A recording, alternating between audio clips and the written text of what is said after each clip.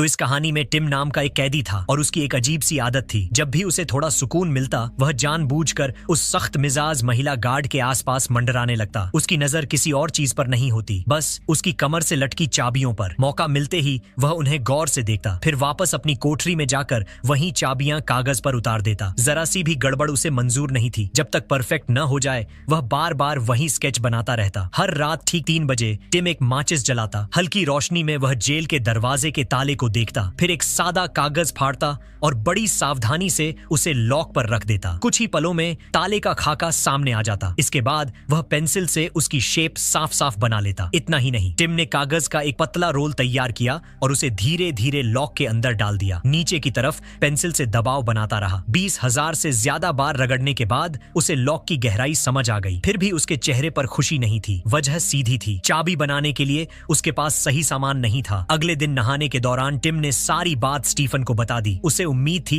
कि शायद कोई रास्ता निकले। स्टीफन कुछ देर चुप रहा। करीब 2.5 मिनट बाद उसके दिमाग में एक आइडिया आया। तरीका काम का था लेकिन बेहद खतरनाक। टिम के पास ज्यादा सोचने का वक्त नहीं था। आजादी चाहिए थी तो रिस्क लेना ही था। वर्कशॉप में लकड़ी का काम करते हुए टिम ने मौका देखा। जैसे ही वर्म्युलेन की नजर हटी उसने कुछ मजबूत लकड़ी के टुकड़े उठा लिए। प्लान था उन्हें थर्मस के अंदर छिपाने का। सोचा था सब आराम से निकल जाएगा, लेकिन आखिरी पल में खेल बिगड़ गया। घबराहट उसके चेहरे पर साफ दिखने लगी। वर्म्युलेन ने तुरंत नोटिस किया। उसने टिम का थर्मस उठाया, अंदर की गोजी बेरी वाली चाय बिना सोचे फेंक दी और उसे बार बार हिलाया। जांच लंबी चली लेकिन कुछ भी संदिग्ध नहीं मिला। मजबूरी में उसे टिम को जाने देना पड़ा। उसे जरा भी अंदाजा नहीं था कि यही छोटी सी चूक आगे चलकर जेल के लिए बड़ी मुसीबत बनने वाली है। कोठरी में लौटते ही टिम ने थर्मस खोला और लकड़ी के टुकड़े बाहर निकाले। वह बच गया क्योंकि यह सब पहले से प्लान किया गया था। जब वर्म्युलेन तलाशी के लिए आया उसी वक्त एक साथी ने जानबूझकर लोहे की कीलों वाला डिब्बा गिरा दिया। शोर मचा, ध्यान भटका। उसी पल पीछे खड़ा टिम थर्मस के अंदर एक बड़ा तौलिया ठूंस देता है। बस वही पल उसे बचाने के लिए काफी था। इस तरह आखिरकार उस आदमी के हाथ जरूरी सामान आ ही गया। अब अगला काम सीधा था। रास्प से चाबी की शेप घिसनी थी, फिर गोंद से उसके हिस्से जोड़ने थे। थोड़ी देर की मेहनत के बाद एक लकड़ी की चाबी तैयार थी। गोंद उसे एक बूढ़े कंगाल कैदी ने जुटा कर दी थी जो 50 साल से जेल में सड़ रहा था। किसी तरह उसने इंतजाम कर दिया था। अब बारी थी टेस्ट की। उम्मीद और डर साथ लिए वह आदमी चाबी को लॉक में डालता है। 1 सेकंड की खामोशी, फिर अंदर से कड़क की साफ आवाज आती है। बस वहीं उसे समझ आ गया, काम बन गया था। अगले ही पल वह सेल का दरवाजा खोलता है और पहली बार आजादी की हवा अंदर खींचता है। लेकिन यही आखिर नहीं था। बाहर निकलने के लिए सिर्फ एक चाबी काफी नहीं थी, उसे यहाँ की हर चाबी बनानी थी। इसके बाद के दिनों में जैसे ही मौका मिलता वह गार्ड्स की कमर पर लटकी चाबियों को घूरता रहता, उनकी शेप दिमाग में बैठा लेता। उसे दर्जनों चाबियां बनानी थी, तभी पूरी जेल के दरवाजे खुल सकते थे। और हर नई चाबी के साथ टेस्ट जरूरी था। जरा सी भी गलती पूरे प्लान को मिट्टी में मिला सकती थी। साथियों की एड में उसने फिर कोशिश शुरू की। रास्प वह हमेशा अपने पास रखता ताकि जरूरत पड़ते ही वहीं सुधार कर सके। लेकिन इस बार किस्मत ने साथ नहीं दिया। चाबी लॉक के अंदर फंस गई। इससे बुरा क्या होता। उसी वक्त गार्ड की चेकिंग शुरू होने वाली थी। वह लकड़ी के बुरादे को बाहर खींचने की कोशिश करता रहा, लेकिन चाबी इतनी कसकर अटकी थी कि हिल ही नहीं रही थी। अगर यह पकड़ा जाता तो अंजाम साफ था। तभी एक साथी ने झट से उसकी तरफ स्क्रू ड्राइवर उछाल दिया। उसने पकड़ते ही बिना सोचे लॉक पर पागलों की तरह ठोकना शुरू कर दिया। उसी पल वह मोटा गार्ड आ गया। आदमी ने फौरन खुद को संभाला और ऐसे झाड़ू लगाने लगा जैसे कुछ हुआ ही ना हो। किस्मत से गार्ड सीढ़ियां चढ़कर थक चुका था। अंदर झांकने की हिम्मत नहीं की और वापस मुड़ गया। जैसे ही मौका मिला उसने जल्दी जल्दी लॉक को पूरी तरह खोल दिया। तब जाकर जान में जान आई। लेकिन खतरा अभी टला नहीं था। जब दूसरा गार्ड दरवाजा बंद करने आया तो उसने नोटिस किया कि लॉक ठीक से बंद नहीं हो रहा। साफ था कि किसी ने छेड़छाड़ की है। उसने इधर उधर देखा लेकिन कुछ दिखा नहीं। आखिर उसने मान लिया कि मोटे गार्ड ने ही ठीक से बंद नहीं किया होगा। भागने की संभावना बढ़ाने के लिए वे तीनों कभी कभी दौड़ की प्रैक्टिस भी करते थे। अब चाबियां तो बन चुकी थीं, लेकिन सवाल यह था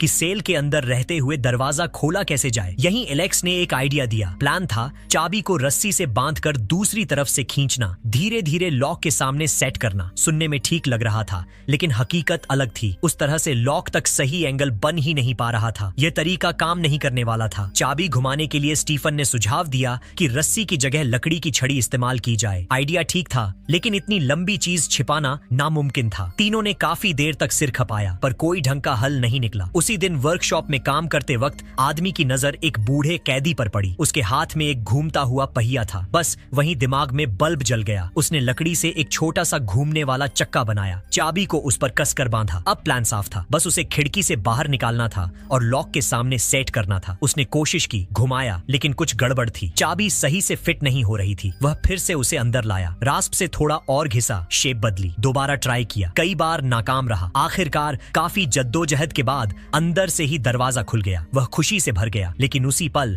हाल में गश्त करता गार्ड दिखाई दे गया। अगर चाबी दिख जाती तो कहानी वहीं खत्म हो जाती। उसने घबरा कर चाबी निकालनी चाहिए, लेकिन हाथ कांप गया। चाबी नीचे गिर पड़ी। अब हालत खराब थी। गार्ड के कदमों की आवाज पास आती जा रही थी। तभी उसे याद आया उसके पास एक टुकड़ा च्यूइंग गम बचा है। उसने फटाफट मुंह में डाला, जोर से चबाया और उसे लकड़ी की छड़ी के सिरे पर चिपका दिया। प्लान था गम की चिपचिपाहट से चाबी उठा लेना। काफी मशक्कत के बाद चाबी चिपक भी गई, लेकिन वापस खींचते वक्त जल्दबाजी हो गई। चाबी फिर नीचे गिर गई। उसके पास कोई और रास्ता नहीं था। फिर से कोशिश की। छड़ी छोटी थी, हाथ कांप रहे थे। काम आसान नहीं था। कई बार ऐसा हुआ कि या तो चाबी गिर गई या गम ढीला पड़ गया। आखिरकार लगातार कोशिशों के बाद वह कामयाब हो गया। चाबी वापस आ गई। इस बार वह सांस तक रोककर हर मूवमेंट करता रहा। जरा सी गलती सब बिगाड़ सकती थी। चाबी हाथ में आते ही वह सीधा बिस्तर पर लेट गया। सांस तेज चल रही थी। दिल बहुत देर तक शांत नहीं हुआ। अगले दिन उसने यह खुशखबरी अपने साथियों को दी। एलेक्स और स्टीफन दोनों का हौसला बढ़ गया। तय हुआ कि आज जमीन पर जाकर रास्ता देखना है, हर मोड़ याद करना है। बूढ़ा कैदी भी मदद को तैयार था। उसे नहीं लगता था कि ये तीनों सच में भाग पाएंगे, लेकिन अगर ये पकड़े गए तो बाकी सब भी फंस सकते थे, इसलिए मदद करना जरूरी था। रात होते ही आदमी ने बिस्तर पर एक नकली शरीर रखा। जैसे ही गिनती वाला म्यूजिक बजा, उसने चुपचाप दरवाजा खोला। एलेक्स भी बाहर आ गया। उसने फौरन अगला दरवाजा अपनी बनाई चाबी से खोला। आवाज न हो इसलिए दोनों नंगे पांव चल रहे थे। कुछ ही देर में वे नीचे पहुंच गए। सामने एक लोहे का दरवाजा था। उसने चाबी डाली, फिट नहीं हुई। दूसरी चाबी निकाली, फिर कोशिश। माहौल इतना टाइट था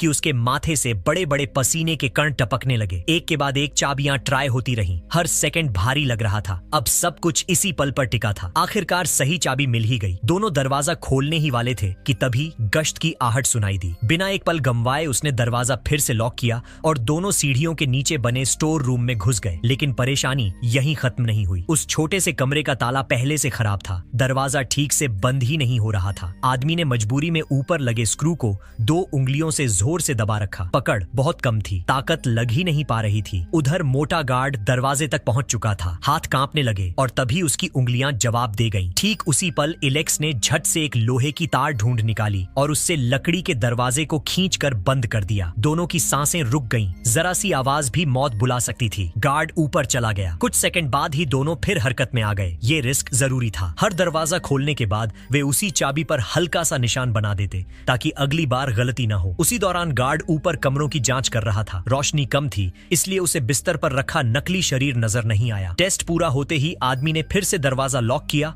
और दोनों वापस स्टोर रूम में छिप गए। ठीक उसी वक्त मोटा गार्ड सारी तलाशी खत्म करके नीचे उतर रहा था। चलते चलते उसकी नजर जमीन पर पड़ी पसीने की कुछ बूंदों पर गई। वह रुका, सोचा मैंने तो पसीना बहाया ही नहीं, फिर ये किसका है? स्टोर रूम के अंदर दोनों का शरीर कांप रहा था। अगर अब पकड़े गए तो सब खत्म। गार्ड ने ऊपर छत की तरफ देखा। उसे लगा कहीं से पानी टपक रहा है। उसने हाथ से बूंदें पोंछी और आगे बढ़ गया। तभी जाकर दोनों की जान में जान आई। धीरे से लकड़ी का दरवाजा बंद किया और चुपचाप वापस अपनी कोठरी में लौट आए। अचानक तलाशी से बचने के लिए आदमी ने चाबियों को अलग अलग करके टूथब्रश वाले कप में छुपा दिया। पिछली रात बहुत देर हो चुकी थी। अलार्म बजने के आधे घंटे बाद भी उसकी नींद नहीं टूटी। गार्ड सीधा उसकी कोठरी तक आ पहुंचा। उसी पल उसे लगा अब सब खत्म है। टीम लीडर ने सवाल पूछे। उसके पास कोई जवाब नहीं था। वह बस माफी मांगता रहा, लेकिन शक साफ दिख रहा था। तलाशी शुरू हो गई। असल में सब देर से उठे थे। एलेक्स के बच्चे की बनाई तस्वीर भी जबरन छीन ली गई। वह रोता रहा, गिड़गिड़ाता रहा, लेकिन किसी ने नहीं सुना। साल में बस कुछ मिनट ही उसे अपने बच्चे से मिलने मिलते थे। वही बच्चा उसे जिंदा रखे हुए था। शायद इसी वजह से उसने भागने का रास्ता चुना था। थोड़ी देर बाद आदमी को अंदर बुलाया गया। टीम लीडर ने उसे झिड़का, कहा अब ये बेकार किताबें नहीं पढ़ेगा। गुस्से में उसने मेज पर रखा टूथपेस्ट उठाकर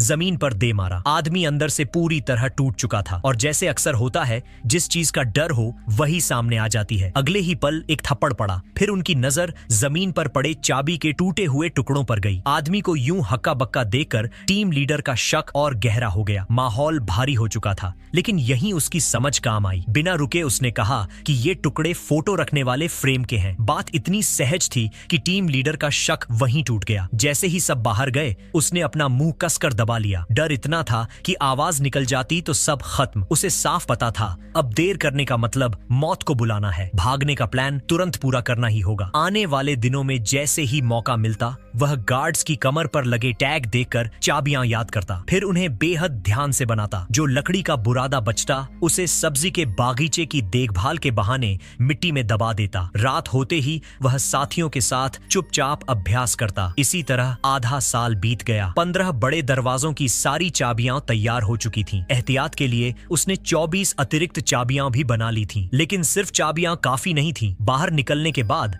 रास्ता भी पता होना चाहिए था। उन्हें शहर का नक्शा चाहिए था। उसने कूड़ा फेंकने वाले ब्लैक को कहा कि एक अखबार का इंतजाम कर दे। अखबार में नक्शा होता था। बदले में ब्लैक ने एक पैकेट सिगरेट और एक साबुन मांगा। आदमी ने हाथ के इशारे से सौदा पक्का कर दिया। अगले दिन खाने के वक्त ब्लैक ने इशारा किया कि काम हो गया है। उसे जरा भी अंदाजा नहीं था कि पास खड़ा एक गार्ड सब देख रहा है। मौका मिलते ही आदमी कूड़ा लेकर नीचे गया। डिब्बे में अखबार मिल गया। उसने वादा की गई सिगरेट और साबुन भी नीचे रख दिए। लेकिन अगली सुबह सब उलट गया। गार्ड आया और बताया कि ब्लैक को फांसी दे दी गई है। ठंडी आवाज में कहा गया, अगर यही अंजाम नहीं चाहिए तो सीधे रहो। यही आदमी समझ गया, अब एक पल भी रुकना नहीं है, आज ही निकलना होगा। उसने सब कैदियों को बुलाया। कहा अगर सब साथ आई तो निकल सकते हैं। लेकिन बूढ़ा तजुर्बेकार कैदी सब समझता था। उसे पता था ये मुमकिन नहीं है। पकड़े गए तो सीधे मौत। वह इस जिंदगी का आदी हो चुका था। रिस्क नहीं लेना चाहता था। उसने साफ कहा, मदद इसलिए की क्योंकि सब एक जैसे कैदी हैं, लेकिन भागने में वह साथ नहीं देगा। बाकी कैदियों की सोच भी वही थी। तीनों के पास ज्यादा कहने को कुछ नहीं बचा। वे वापस अपनी कोठरी में लौटे ही थे कि गार्ड फिर से अचानक तलाशी पर आ गया। इस बार भी कुछ हाथ नहीं लगा। जैसे ही गार्ड गया, आदमी ने बिना वक्त गंवाए दरवाजा खोला और फिर एलेक्स और स्टीफन को बाहर निकाल लिया। अब खेल शुरू होने वाला था। तीनों ने एक कोना ढूंढा और पहले से तैयार किए हुए आम कपड़े पहन लिए। तभी अचानक मोटा गार्ड स्टोर रूम में कुछ लेने आ गया। किस्मत खराब थी। उसकी नजर दरवाजे के लॉक में फंसी उस लोहे की तार पर पड़ गई। उधर दूसरी तरफ भागने वाली टीम लोहे के दरवाजे तक पहुंच चुकी थी। नीचे से कदमों की आवाज आई तो तीनों ने बिना आवाज किए पीछे हटना ही बेहतर समझा। जैसे ही आवाजें गायब हुईं,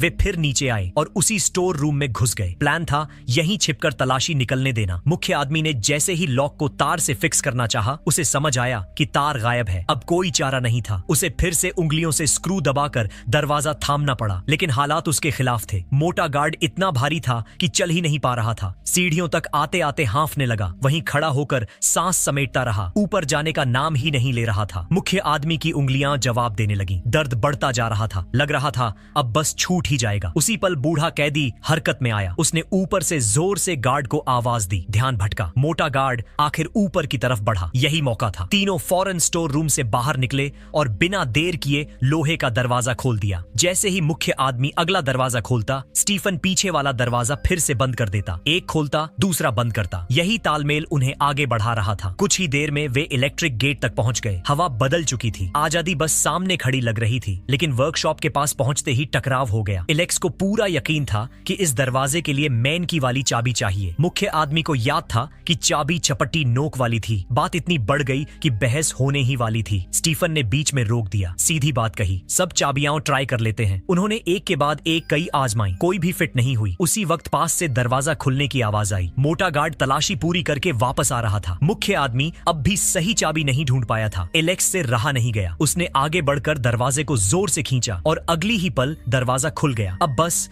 आखिरी रुकावट बची थी और किस्मत देखो, बाहर का गेट खुला हुआ था। बाहर कदम रखते ही आजादी थी। तीनों के चेहरे पर मुस्कान फैल गई। उन्होंने एक दूसरे को कसकर पकड़ लिया। जीत करीब थी, लेकिन कहानी यहाँ खत्म नहीं होती। मुख्य आदमी ने सारी चाबियां एक एक करके फिर से ट्राई की। कोई भी सही नहीं थी और यहीं से हालात एक बार फिर पलटने वाले थे। उसने आखिरी उम्मीद के साथ चाबी लॉक में डाली। पूरी ताकत से घुमाया। एक बार, दो बार, कई बार दरवाजा नहीं खुला। तभी उन्हें सच्चाई समझ आई। इस दरवाजे की चाबी गार्ड्स ने कभी सौंपी ही नहीं थी। अब क्या करें? यहीं से वापस लौट जाएं? इतनी दूर आकर पीछे जाना पागलपन था और अगर यहीं पकड़े गए तो अंजाम गोली था। एलेक्स ने दरवाजे पर हल्की चोट की। आवाज खोखली थी। लकड़ी का दरवाजा था, मतलब एक रास्ता था। अगले ही पल उसने टूटे हुए औजार को उठाया और बिना सोचे दरवाजे पर वार शुरू कर दिया। इतनी तेज आवाज गूंजी कि बाकी दोनों सन्न रह गए। इतना शोर, इतनी गूंज, यह पागलपन था। लेकिन अब पीछे हटने का कोई मतलब नहीं था। एलेक्स की रफ्तार बढ़ती गई और हर वार के साथ तीनों का दिल और तेज धड़कने लगा। 10 मिनट, हर सेकंड एक साल जैसा लग रहा था। आखिरकार दरवाजा टूट गया। तीनों ने बिना वक्त गंवाए अपने कपड़े पूरी तरह बदल लिए। अब वे बाहर से कैदी नहीं लग रहे थे। जैसे ही दरवाजा खुला, उन्हें लगा जैसे दोबारा जिंदगी मिल गई हो। एलेक्स दौड़कर बाहर निकलने ही वाला था